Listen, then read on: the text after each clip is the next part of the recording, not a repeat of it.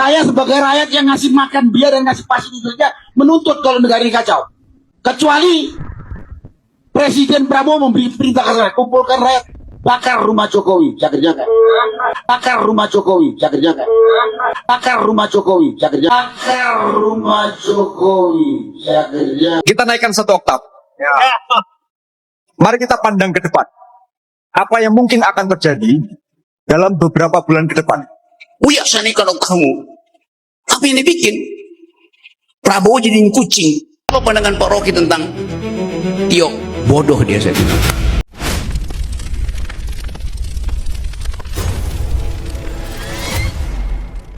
Guys, balik lagi bersama Akbar Cika. Purnawirawan pendukung si Capres gagal ya, sakit hatinya sudah akut nampaknya. Belum bisa juga move on dari kekalahan junjungannya di Pilpres 2024.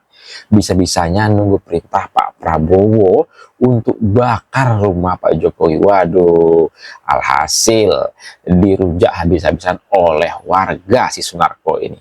Dan satu lagi teman-teman, mengejutkan, Rocky Gerung permalukan mantan BEM UGM yang sok merasa pintar, sok paling merasa paham tentang ya persoalan di negeri ini. Siapa lagi kalau bukan si Tio. Sampai-sampai Rocky Gerung sebut si Tio ini bodoh. Langsung aja kita saksikan videonya berikut ini. Kelas Tio itu bikin abstraksi. Saya dilaporin ke polisi gara-gara saya komporin dia. Padahal kalau konteksnya saya bilang di UI itu, Tio, naikkan oktavmu. Harapan tak ada. Ini Tio nih, naikin satu oktav analisismu. Ngapain Gibran, Jokowi? Kita udah tahu itu. Kita naikkan satu oktav. Ya. Mari kita pandang ke depan. Apa yang mungkin akan terjadi dalam beberapa bulan ke depan. Uya saya naikkan oktavmu. Apa yang dibikin? Prabowo jadi kucing. Itu bukan in oktav, itu turunin oktav. Kasih abstraksi. Orang tepuk tangan. Posisinya betul, tetapi ketiadaan pikiran, ketiadaan gagasan, ketiadaan ideologi membuat orang jadi sarkas. Slapstick. Bukan itu bunyi pikiran intelektual. Bapak juga kan orang itu bilang Jokowi bajingan tolong.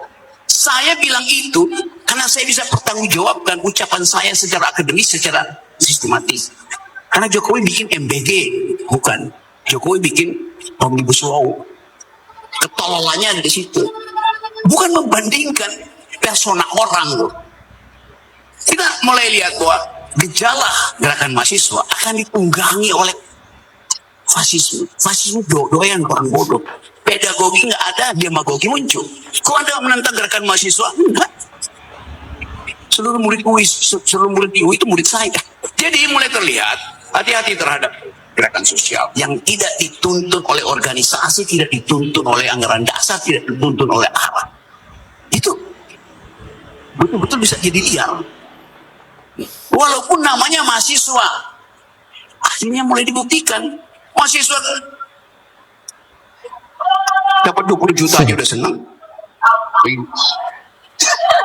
Itu yang saya takutkan, karena tidak ada diskusi tajam, tidak ada kelekatan di dalam perjuangan, batin dia itu rapuh.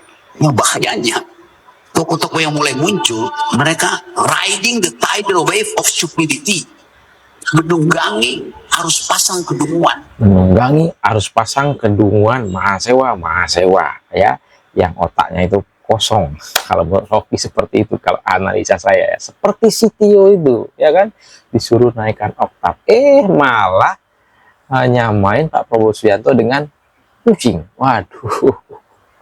Dan yang lebih ngeri lagi ya, kondisi mahasiswa sekarang itu rentan ditunggangi ya, rentan ditunggangi oleh orang-orang yang berkepentingan. Seperti siapa coba? Ayo. Ya, gerombolnya Ferry Amsari, Bipitri, apalagi itu. Banyak teman-teman ya. Tapi yang lucunya lagi, pada saat si Tio bilang Prabowo Subianto itu, si Mahfud MD ada di situ. Ketawa Mahfud MD. Nih, dipermalukan nih si Tio di depan umum, di depan publik ya. Menurut saya si Tio itu bodoh, kata si Rocky.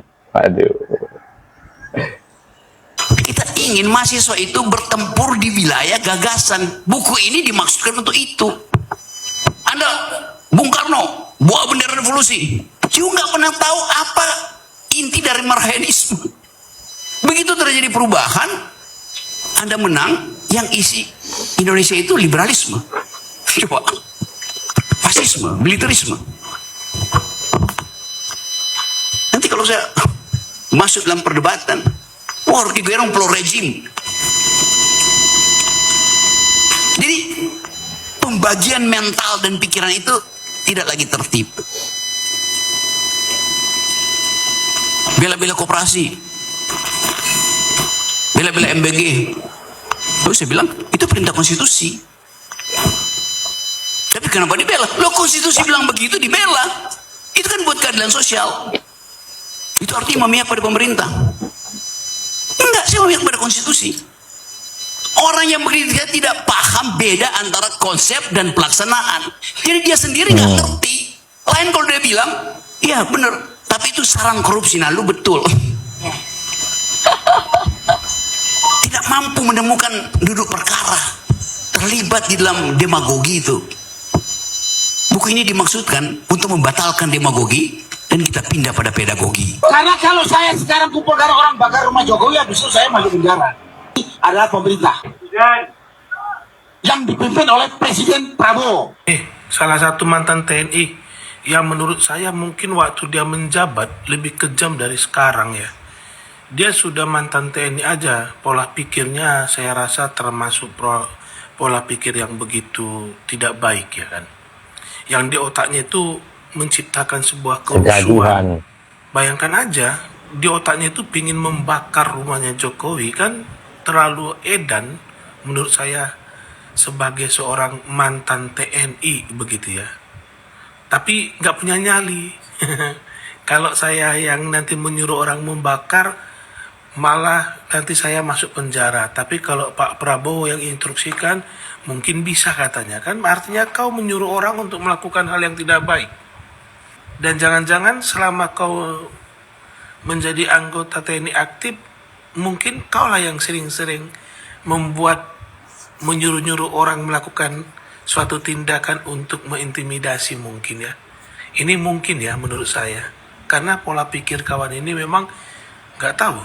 Entah kenapa terlalu benci dengan Pak Jokowi. Mungkin semasa Pak Jokowi dia berharap dapat jabatan. Ternyata tidak mungkin ya. Makanya pola pikirnya sampai sebenci ini. Tolong ininya dibersihkan, hati juga dibersihkan. Kau punya niat yang gak baik untuk membakar rumah orang. Hati-hati ucapanmu, Pak Kumis. Bisa-bisa nanti balik ke arah denganmu. Mudah-mudahan rumahmu gak kebakaran. Hei, Sunarko, kau bilang kau yang kasih makan. Apa kau lupa bahwa kau itu adalah pensiunan? Yang kasih makan kau itu juga saya. Biar kau paham. Sekali lagi, yang kasih makan kau juga saya. Biar kau paham. Yang kedua, kau bilang tadi mau bakar rumah Pak Jokowi. Ya, dengarkan baik-baik. Kalau kau merasa paling hebat, kalau kau punya nyali, lakukan. Ya, jangan menunggu perintah. Jangan menunggu perintah dari Pak Prabowo seperti yang kau inginkan. Kalau hanya menunggu perintah, anak TK pun bisa, ya, biar paham kau, ya. Tapi kalau kau punya nyali, lakukan. Tapi ingat, kalau ada sesuatu dengan Pak Jokowi dan keluarga Pak Jokowi, kau bertanggung jawab. Supaya kau paham, ya. Kalau hanya berkuar-kuar saja, hanya cuap-cuap saja, nggak ada gunanya. Kalau hanya mengandal kumis, tidak ada gunanya. Ingat, kucing pun punya kumis. Panjang lagi kumisnya. Saya Akbar CK undur diri, jumpa lagi tadi next video. Assalamualaikum, bye bye.